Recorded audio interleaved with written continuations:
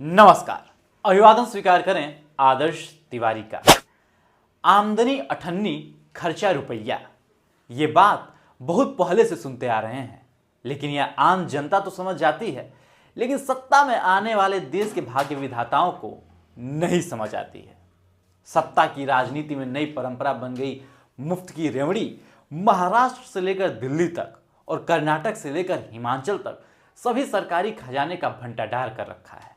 लेकिन चर्चा में है हिमाचल की सुक्खू सरकार। हिमाचल यूं तो हमेशा से आर्थिक संकट से जूझता रहा है और अलग अलग सरकार ने इसे अलग अलग तरीके से सहेजा है, प्रबंधन किया है, लेकिन वर्तमान सुक्खू सरकार इसमें नाकाम रही। वर्तमान सुक्खू सरकार के कुप्रबंधन ने आर्थिक संकट जानने के बावजूद मुफ्त की रेवड़ी ने यह आलम कर दिया है कि अब सरकार को भगवान के भरोसे बैठा दिया है।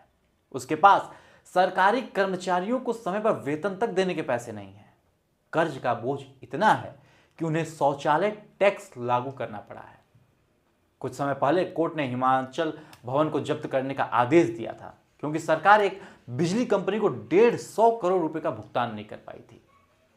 सीएम सुक्खू खुद इस बात को स्वीकार कर रहे हैं कि हिमाचल प्रदेश का पूरा खजाना खाली है, तो अब मंदिरों से पैसा मांगकर मुफ्त की योजनाएं चलानी पड़ेगी।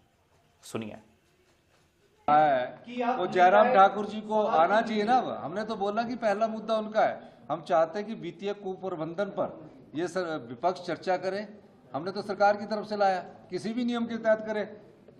हम जनता को भी बताना चाहते हैं, हिमाचल प्रदेश की 75 लाख जनता को हम बताना चाहते हैं कि वित्तीय कुप्रबंधन क्यों हुआ और कैसे डबल इंजन की सरकार ने जनता के खजाने को लुटा दिया। बिजली माफ कर दी, पानी माफ कर दिया, 600 के करीब शिक्षा संस्थान और स्वास्थ्य संस्थान खोल दिए।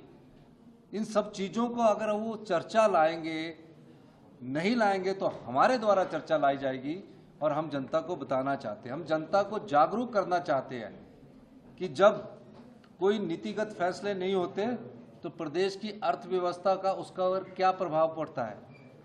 जो इनकम टैक्स देता हो, जो 1 करोड़ रुपया इनकम टैक्स देता हो, उसको मुफ्त की बिजली नहीं चाहिए, मुफ्त का पानी नहीं चाहिए।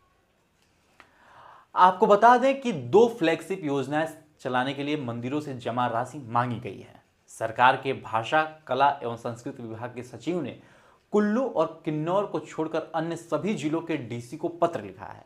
इसमें सरकार की सुख शिक्षा योजना और मुख्यमंत्री सुखाश्रय योजना के लिए अंशदान देने को कहा है, जिसमें मुख्यमंत्री सुख शिक्षा योजना के अंतर्गत विधवा, तलाकशुदा, बेसहारा महिलाओं और दिव्यांग माता पिता के बच्चों की शिक्षा, स्वास्थ्य एवं पोषण के लिए वित्तीय सहायता दे रही है।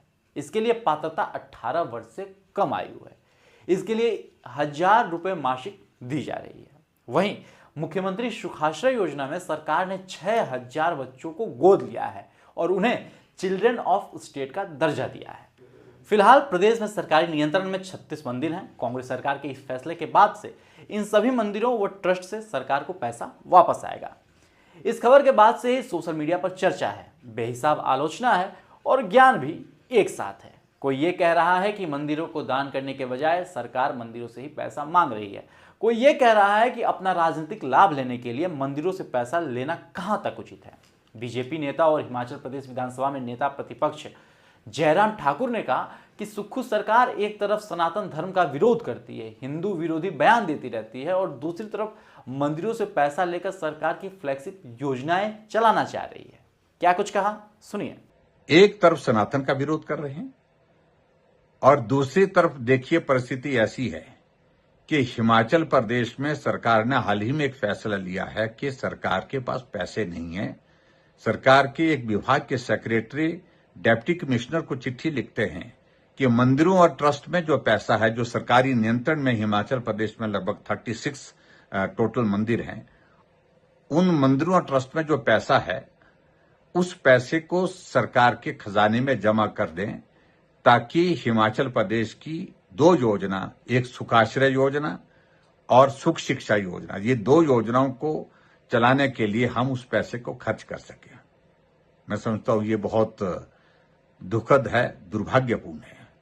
कभी भी किसी भी सरकार ने मंदिर और ट्रस्ट का पैसा लेकर के सरकार की योजनाओं के लिए खर्च नहीं किया है। आपको बता दें कि हिमाचल के पास न राजस्व के कोई साधन है और न ही सरकार ने इसका प्रबंधन किया है। जिन मंदिरों का पैसा महामारी, बाढ़ या दैवीय आपदा में लिया जा रहा हो, क्या उस पैसे का प्रयोग सत्ता का शॉर्टकट बना मुफ्त की रेवड़ी योजनाओं को चलाने में किया जाना चाहिए? जहां सीएम के लिए आया समोसा कोई और खा ले तो सीआईडी जांच होने लगती है, वहां अब क्या सरकारी योजना चलाने के लिए मंदिरों की दान की पेटी खंगालनी पड़ेगी?